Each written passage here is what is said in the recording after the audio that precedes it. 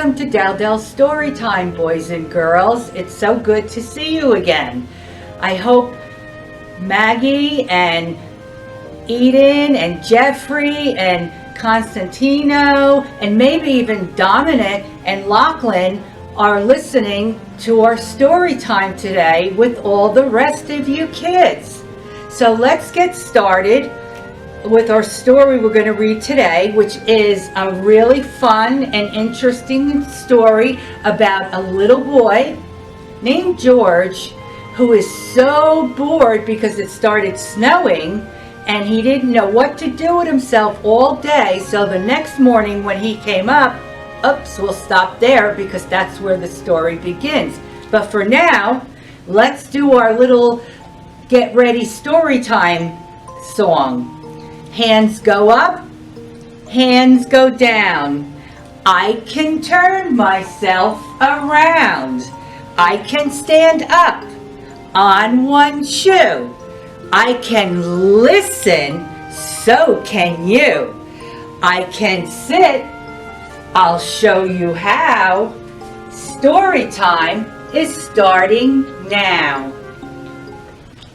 Are we ready, boys and girls? Let's start our story with George and the Snowman Magic.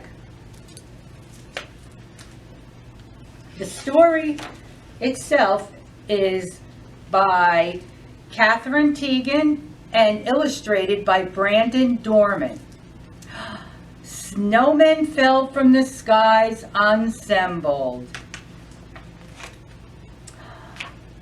It had been snowing all day. Snowing, snowing, snowing. George was bored. There was no school, so he needed something to do. He kept looking under the window. Would it ever stop? The next morning, the sun was shining. When George looked out the window, everything was brilliant white. The snow was so bright, it was almost hard to look at. If he squinted, he could see it was very deep, and it had drifted high against a slope in the backyard.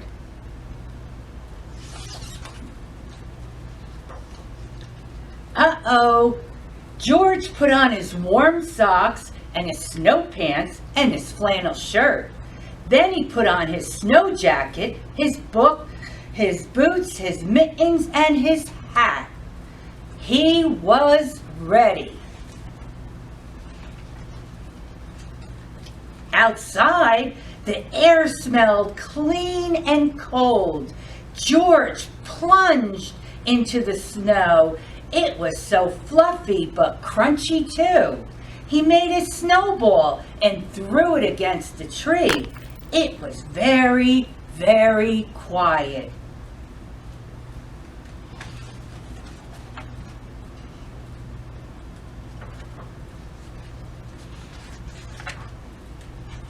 George took some snow and placed it in a small ball.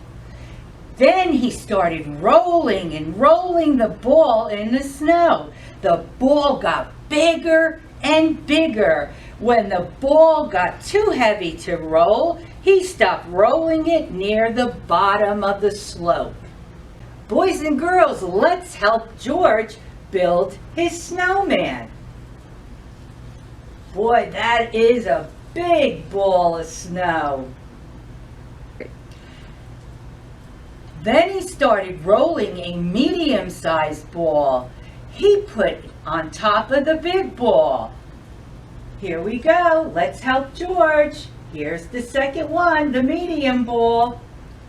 Finally, he made the small ball for the top. Here we go, boys and girls. Wow, George's snowman is looking good. Let's see what happens next.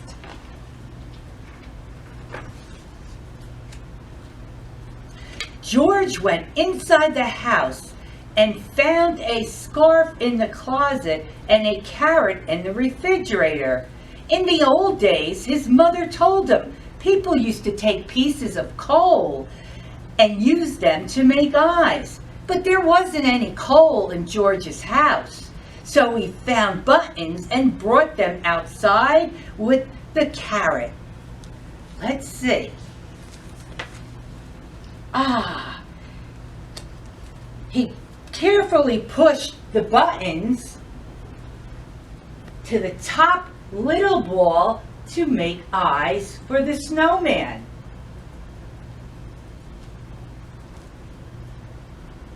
And also the other buttons to make buttons instead of a scarf. George didn't have a scarf.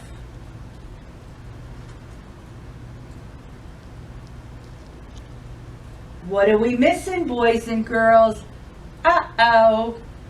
What about the carrot? He stuck the carrot in the center, found 2 twigs and used them for his arms.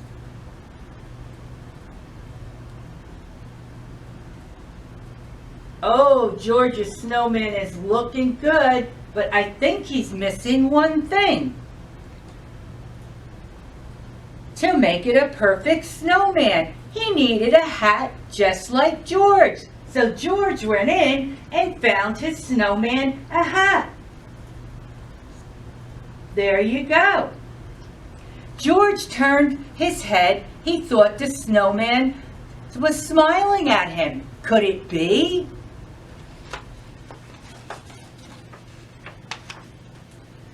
Time for a snack, said George. He went inside the house and got 2 mugs of hot cocoa and some cookies. He put them on a snow table. Would you like something to eat? George asked.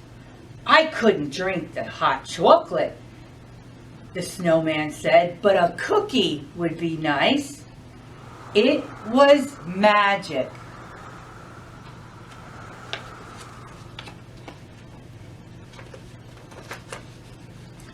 After their snack, George made a cave tunneling deep into the slope. He piled up snowballs at the entrance. Then he threw them at a couple at the snowman. The snowman made some snowballs and threw them back at George. His long branch arms helped him throw the snowballs very far. It was hard to say who won the fight, but it was still lots of fun.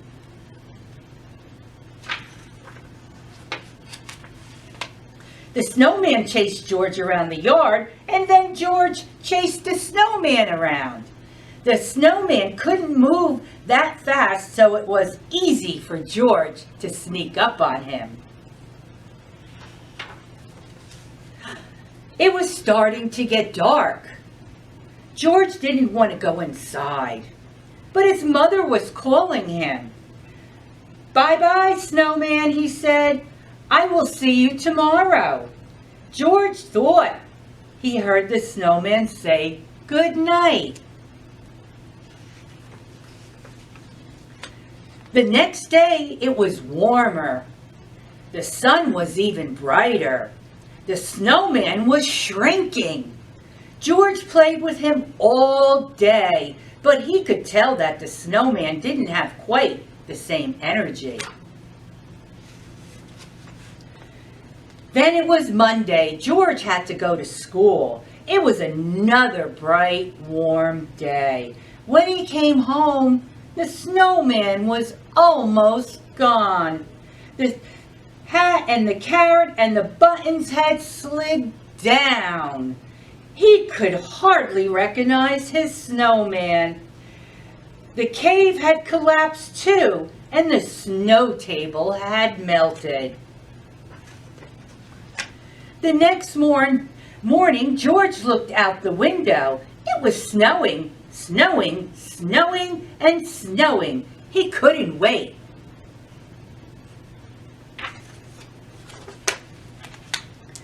To build his snowman back again. The end. I hope you enjoyed our Snowman Magic story today with little George. I'm glad that you were all watching, and I hope to see you soon. but we also have a surprise little craft for you to pick up at the library. You could build your own snowmen like George did. The library is open Monday, Tuesday, and Thursday from 10 a.m. to 8 p.m., Wednesday and Friday from 10 a.m. to 5 p.m., and also on Saturdays from 12 to 4.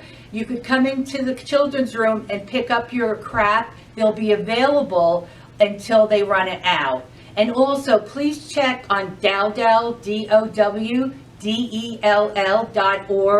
for future information when we'll be holding our story times in person. See you soon. Bye.